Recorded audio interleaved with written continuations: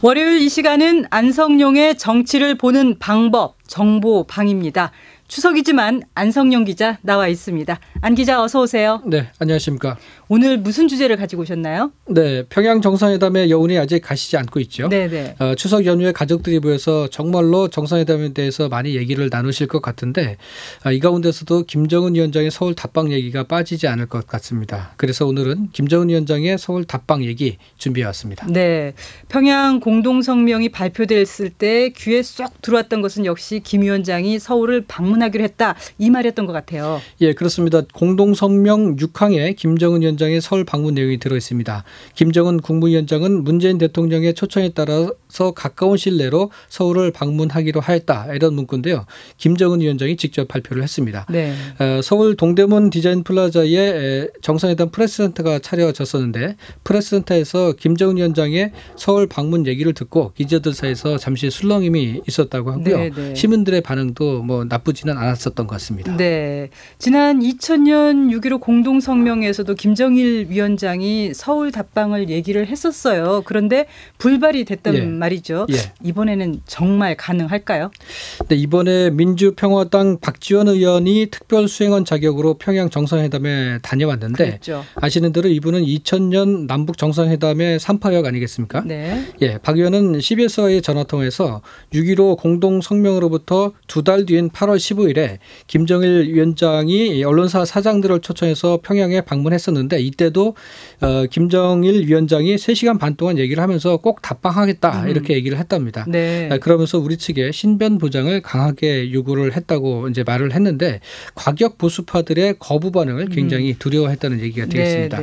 그런데 이번에 김정은 위원장은 이번에 평양을 방문한 여러 사람들 앞에서 태극기 부대와 같은 반대 세력이 있는 거 괜찮다. 괜찮다. 예, 그럴 수 있지 않냐 이렇게 이제 얘기를 하면서 답방을 하겠다 이렇게 약속을 했다고 합니다. 박지원 의원은 이런 얘기를 전하면서 김정은 위원장이 중고등학교 때 서양 교육을 받아서 굉장히 개방적인 데다가 문재인 대통령과 3차례 회담을 통해서 신뢰가 많이 쌓여 있기 때문에 서울에 올 것 같다 이렇게 올 것으로 확신한다 이렇게 얘기를 했습니다. 박지원 의원은 그러면서 문재인 대통령이 평양에 갔을 때 극진한 대접을 받았는데 김정은 위원장이 서울에 오면은 문 대통령이 받은 환대만큼 우리가 해줄 수 있을지 모르겠다 이렇게 오히려 그 부분을 걱정했습니다. 아, 워낙 환대를 받았기 때문에. 그렇습니다. 네. 김 위원장이 가까운 시일 내라고 이렇게 단서 비슷한 것을 달지 않았습니까?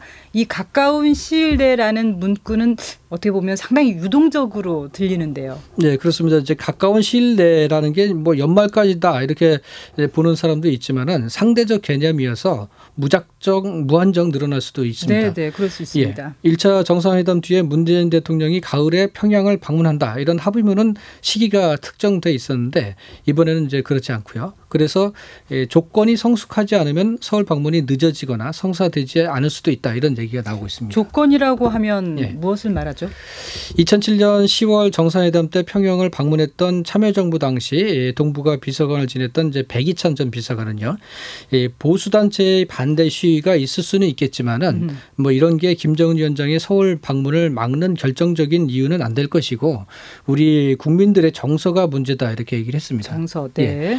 멀리는 6.25 전쟁부터 가깝게는 연평도 포사격까지 북한에 대한 반대 정서가 우리 국민들 사이에 아직도 광범위하게 퍼져 있는 게 사실 아니겠습니까? 네. 그렇기 때문에 비핵화에 초기 조치나 종전선언 등이 있어야 국민들도 괜찮다고 할 것이다 이렇게 얘기를 했습니다. 네, 그러니까 김 위원장의 서울 방문 이 문제도 북미 관계 개선의 어떤 구체적인 성과 이런 것랑 맞물려 있다고 봐야 되겠네요. 그렇습니다. 이제 아시다시피 북한은 이번에 문재인 대통령 방문 때도 영변 핵시설의 영구적 폐기와 같은 추가 조처를 취해나갈 용의가 있다 이렇게 밝히지 않았습니까? 네. 그러면서도 미국이 상응 조치를 취하면이라는 이제 단서를 달았습니다. 결국 북미 간의 비핵화 로드맵과 종전선언 문제가 잘 풀려야 김정은 위원장의 서울 답방도 가능하다 이런 얘기가 되겠습니다.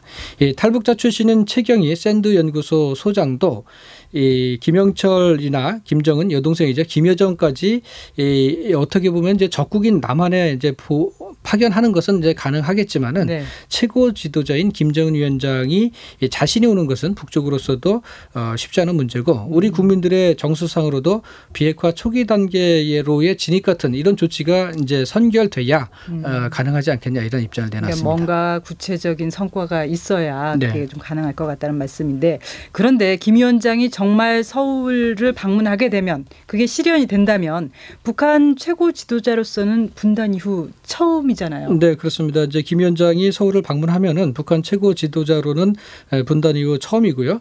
아시는 대로 4.27 정상회담이 우리 즉 평화의 집에서 열리면서 군사분계선 남쪽으로 김정은 위원장이 한 200m 내려오지 않았습니까? 네네. 물론 이것도 상당히 의미가 있습니다만은 서울 방문이 이루어지면은 군사분계선 넘어서 200m 넘어온 것과는 뭐 아주 비교할 수 없는 이제 일대 사변이 되겠죠. 네.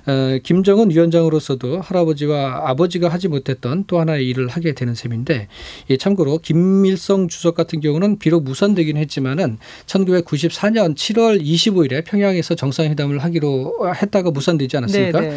그때 이제 그 즈음에 그게 성사되면은 1년 뒤인 95년 8월 15일에는 서울에 내가 가서 연설을 하면 그게 통일이다 이런 얘기를 이제 빈번하게 했다고 합니다. 네, 네. 오늘 말씀 잘 들었습니다. 지금까지 안성용 기자였습니다.